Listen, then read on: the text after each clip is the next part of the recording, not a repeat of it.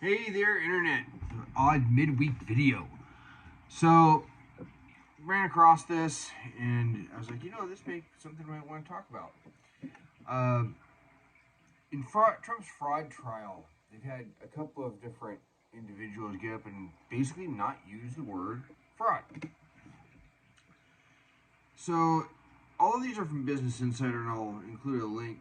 But there is one talking about how Deutsche Bank, one of Trump's single largest lender, uh, forced a managed exit. And when you really look at it, he was caught up in all his election was stolen garbage. Now, whether it was or not irrelevant, he was distracted, and a lot of the stuff that they wanted information on had to be done by a lawyer. So when they were threatening default, he simply paid off the loans. So if they were shorted any interest, it was because he paid it off. No more interest could be accrued. And that'll be the first thing I'll put in there. It was just an inside the messy divorce between Trump and his bank. But then back in October, the headline says, aside from fraud, Donald Trump was a very well-behaved borrower, Deutsche Bank's testimony shows. And of course, the judges decided there's fraud. But it says, leaving aside all the fraud, I'm going to put in quotation marks, the judge said the loans were based on Donald Trump was an otherwise model borrower, according to the latest testimony of his New York civil fraud trial. And this is back in October, on the 23rd, October 12th, 2023. For a second day on Thursday, a former Deutsche Bank executive sat on the witness stand as years of the firm's confidential Trump's credit reports flashed across the two big screens. Now, my credit card does let me see what they estimate my credit is at, and of course, they don't know whether I've got other loans or not. Trump never missed a loan payment, the credit reports and the banker's testimony showed. It also, in almost a decade as a borrower, Trump was never even late making a payment, not before, during, or after his presidency. So as far as I recall, the loans were performing. The banker, Nicholas Hague, told Haig, told the judge in a non-jury trial at which Attorney General Letitia James seeks to banish the Trump's organizations from our state's borders and to ban Trump and his eldest sons from ever running a New York company again. And all obligations of the borrower met. Trump attorney Jesus M. Suarez asked the banker in his next question. As far as I know, yes. If Trump's prompt payments were not enough to burnish his borrower bona fides, former president's collateral also grew. The credit reports showed. It grew by millions each year as the projects Deutsche Bank funded with $400 million in loans. His tower in Chicago, his golf resort in Miami, his luxury hotel in Washington, D.C. were developed. And all the while, the bank made millions, in quotation marks, in interest, the banker testified, so that the extent, that extent, bolstering a frequent Trump defense talking points that the fraud trial is a political grudge in search of a victim. And honestly, I kind of think that's true. Trump, who last week attended the first 3 days of the trial, is expected to return in person next week. This is all back in October.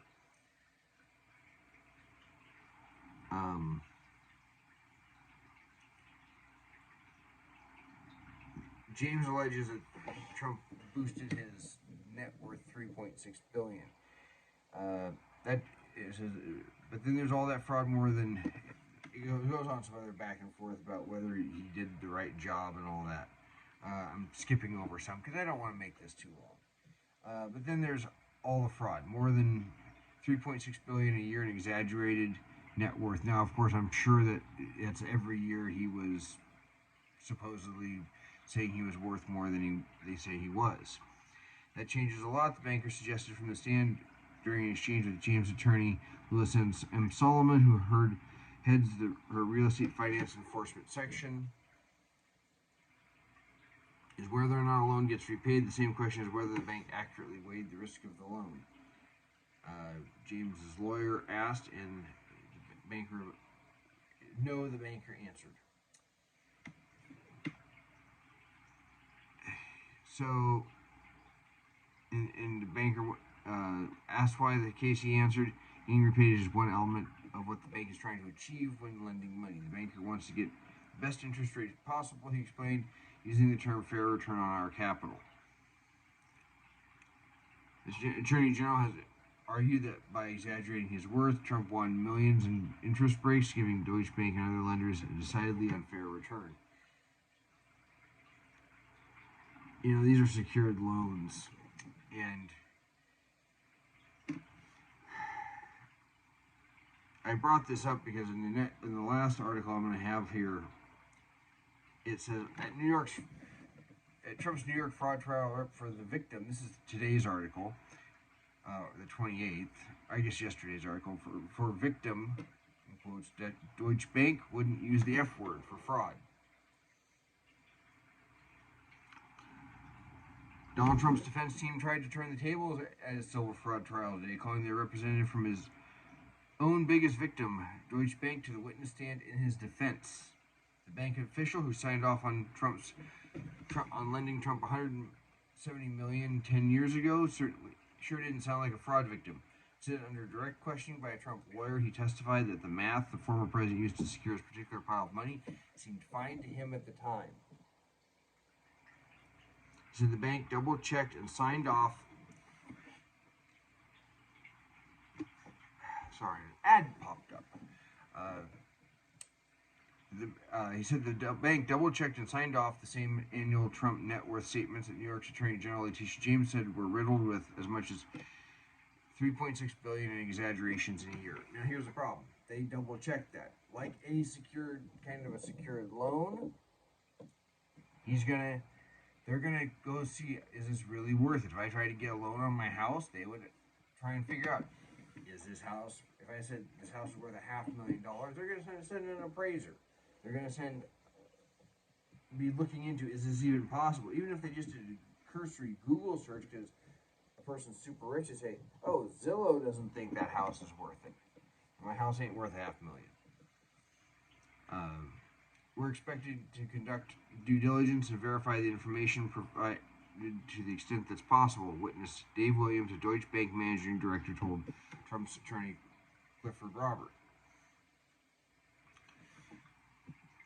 The bank was paid back in full without default on more than $400 million in total loans, which funded Trump's Miami golf course, skyscraper, the old post office renovation in Washington, D.C. Trump had ample collateral throughout the life of the loans, even after bankers adjusted his numbers steeply downward, he added, describing the so-called Trump haircut that the bank routinely applied to his net worth estimates. Again, the banks are going to say, this ain't worth it. We may have haircut these assets by 50% or more, the banker testified at one point, referring to the fiscal year 2013. In that year, Trump stated his net worth was $4.9 billion, and his haircut worth, or what Deutsche Bank predicted he'd be worth in the case of a default, was only $2.6 billion. On cross-examination, the rosy Trump-Deutsche Bank relationship took on darker cast. The banker conceded that 1 week after the Trump Organization was charged with payroll tax fraud, a Manhattan case that resulted in its conviction. That is, executives that worked for Trump, not Trump himself. Deutsche Bank decided to end its ties to the former president. The decision was made by senior levels of bank management. Williams told Sharif Graber, an assistant attorney general, of the 2020 breakup. Graber also got Williams to concede on cross something that should have been obvious. The bank claims are expected to be truthful. Of course, Trump's lead fraud trial lawyer called for it to be immediately tossed. Of course, I think this judge has a personal beef with Trump by his own personal behavior and looking at his own donations, those sorts of things. I've gone over that before. This is now the second Deutsche Bank witness to testify that there was no fraud. Kaysen called back to one of the state's own witnesses, a former banker who testified last month that Trump was never late in making a loan payment. The Attorney General can't say, I don't care what the bank thinks, I'm here to be their protector. The lead lawyer for the Attorney General's office, Kevin Wallace, responded by accusing Kaiser of misrepresenting the testimony.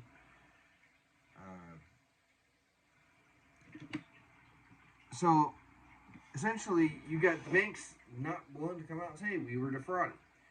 Now, when you're talking millions in loans, a very tiny percentage of a difference in interest is a lot of money. Let's be honest about that. You got a $170 million loan and you're paying 5% interest or 7% interest. Well, 5% is, what is that? About $8.5 million a year in interest. You cut that to even 4.9%. You're talking about $600,000 a year difference in interest from at the outset of the loan. Of course, that would fall. So it could be able to add up to a lot of money over time. But when you're talking those kind of dollar values, I'm not sure that whether you have a potential asset list of 2.9 billion or 5 billion, whether you're actually going to be paying a different interest rate. I really tend to question that, because you have, when you're talking 170 million or even 400 million in total assets, you're talking a tremendous amount of money being loaned up against what is a total estimated value far in excess, either way, of how much that was. A better question someone should have asked would have been, how much of an interest rate difference would there have been between 2.96 billion in assets and 4.9 billion in assets? That may have made more sense, but they're not asking that question. Because I tend to think it wouldn't be very much, if anything. But that's just my thoughts. Maybe you know more about banking than I do, because at that level. But I tend to think that there's more going on, that it's not what's being portrayed. But if you disagree, got a different idea, please leave your comments down below, and I will take a look at whatever evidence you wish to provide, or whatever, to Joe Thomas Sowell, what evidence do you have? Otherwise, if you found anything of value in this, like it, share it, subscribe, leave a comment. It helps to drive that algorithm. And until then, you all take care.